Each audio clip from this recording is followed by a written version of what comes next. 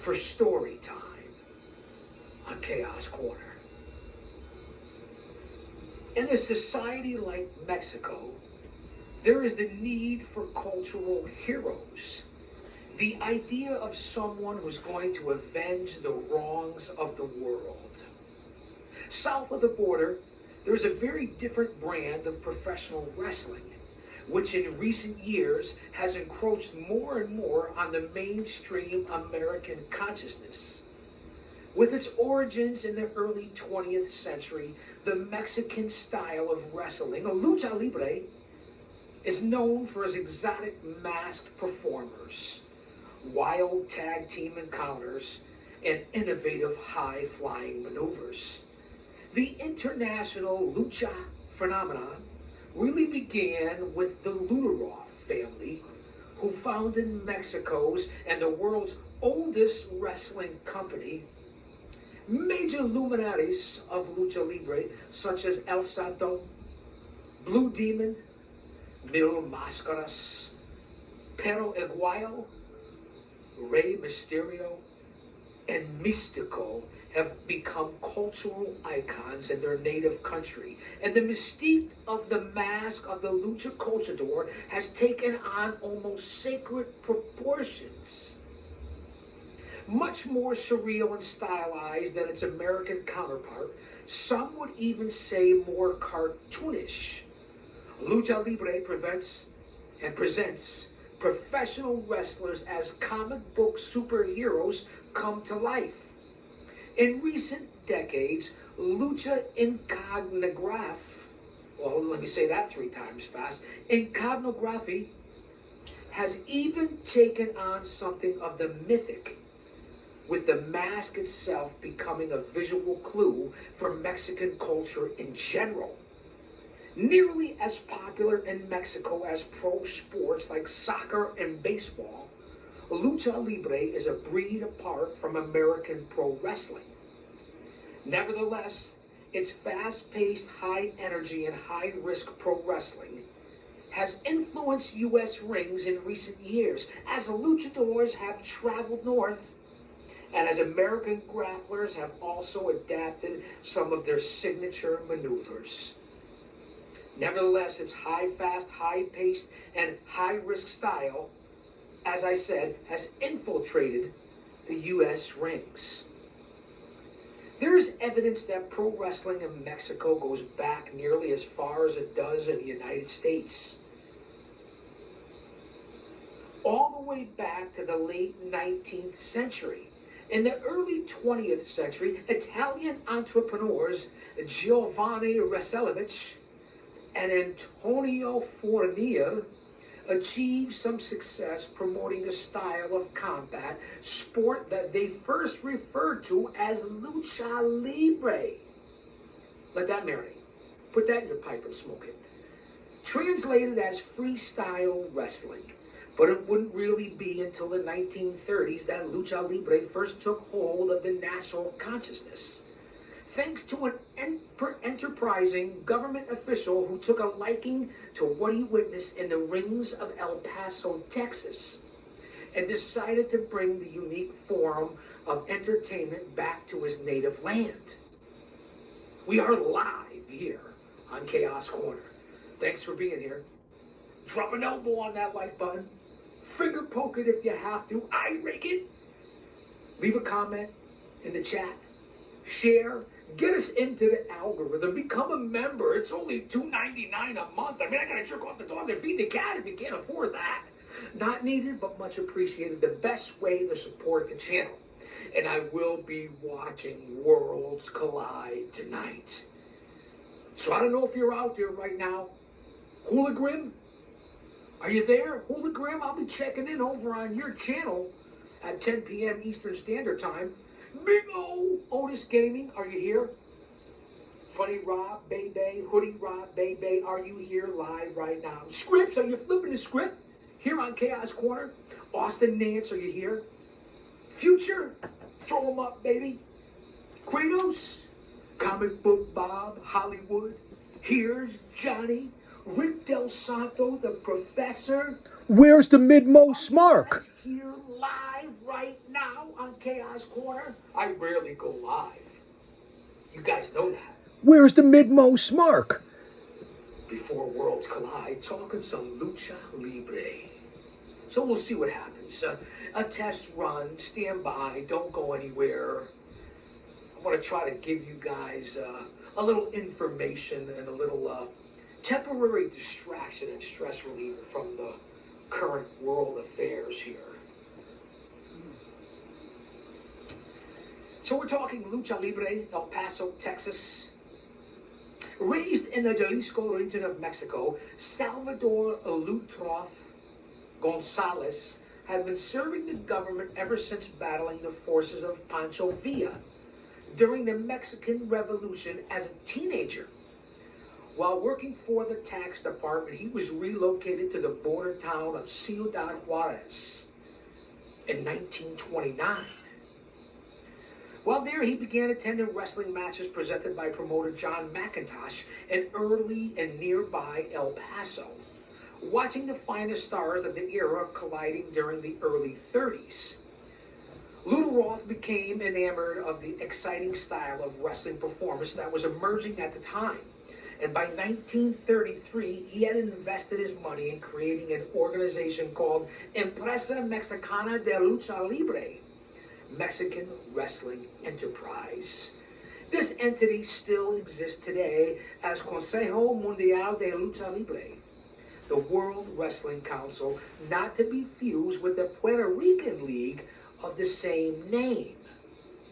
And it's been passed down through 3 generations of the Luderoth family. It single-handedly launched the Lucha Libre phenomenon in Mexico and remains today the single oldest professional company in the world.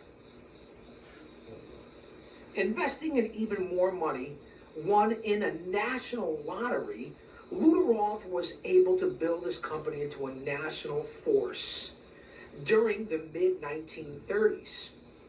In the beginning, the EMLL style was not much different than American wrestling. But things changed quickly when an American performer debuted for him wearing a black leather mask. Luderoth presented him as Maravilla Enmascarada, the masked marvel. The mask became such a popular accessory with fans that more and more luchadors, as Mexican wrestlers were called, began adopting it. Although not all luchadors wear masks, to this day in 2025, the mask is the single most defining element of Lucha Libre and has helped luchadors create colorful, unforgettable characters. And as I said, I'm here live tonight on the channel, leading into tonight's Worlds Collide at 10 p.m. Eastern Standard Time. Pardon me, excuse me. Thank you guys for being here. The Mask. One of those was a particular masked character that Luderoth developed into the masked beloved luchador of all time, as well as the face of Lucha Libre itself. El Santo, the Saint. Debuting in the early 1940s, El Santo became a celebrity who transcended the business, a cult hero whose silver-masked visage adorned the pages of comic books, and whose exploits were chronicled in a series of action films during the 1950s, 60s, and 70s. He was joined by other Lucha legends as Blue Demon, the Villanos, and a luchador, obviously, who actually started out as a movie character before crossing over into the real life. He was billed as Mil Máscaras, the man of 1,000 masks. Along the way, the mask would become something more than just a method of obscuring one's face, drawing on cultural memory dating back to Aztec and Mayan imagery. The mask became symbols as luchadors could use them to represent gods, animals, mythical creatures, or any other larger-than-life being, even more than in America. The secret code of kayfabe was strictly observed. as masked luchadors appeared in public wearing their masks, guarding their secret identities in a manner of superheroes. Think about that for a second. The mystique of the mask had gave Lucha Libre something completely unique from anything seen in the United States. Luchadors tied up their entire identities with their masks, and fans thus learned to disregard any distinction between the person and the performer. To unmask was considered devastating and could legitimately damage a performer's career. For this reason, the most grave stipulation match of all became the mask versus mask encounter, in which the losing competitor would be forced to reveal himself to the world. For those luchadors without masks, wagering their hair was a suitable alternative. This particular stipulation even gained some traction in the US, with American performers like Gorgeous George, Adrian Adonis, and CM Punk falling victim in the Clippers over the years. Think about that. Put that in your pipe and smoke it. Essential elements, as we're live here on Chaos Corner. Ironically, although the code of kayfabe was taken very seriously, the actual product itself was more flamboyant than anything seen in the business up to that point. Realism was not a high priority when it came to what actually went on in the ring. Promoters and fans were much more interested in sensationalistic action. Along with the proliferation of masks, capes, and other outlandish occurrences, came the development of a much more aerial-based style that emphasized acrobatic maneuvers over mat wrestling and saw an array of unique moves added to the lexicon of pro wrestling, including the plancha, the senton, the hurricane rana, and many more, just to name a few. During the 50s, 60s, and 70s, this stood in sharp contrast to the decidedly slower, brawling American style, even caused some American stars, most notably the great NWA World Champion Lou Thesz, to look down on the lucha style as a bastardized form of wrestling that resembled choreographed tumbling more than anything else.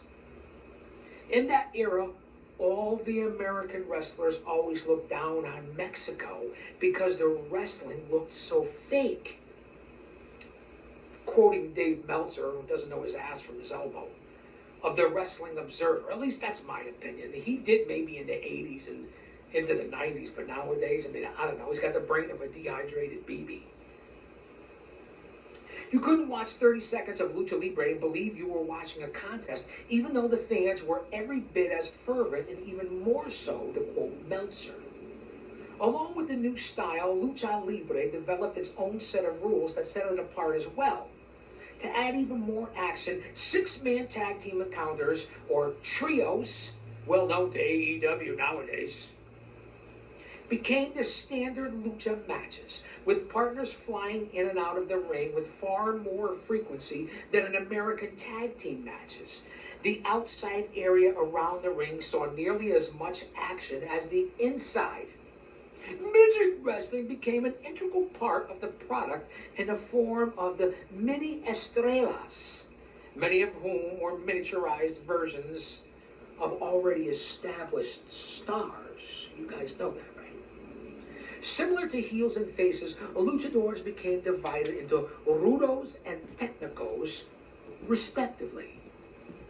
Another type of character common to Lucha Libre is that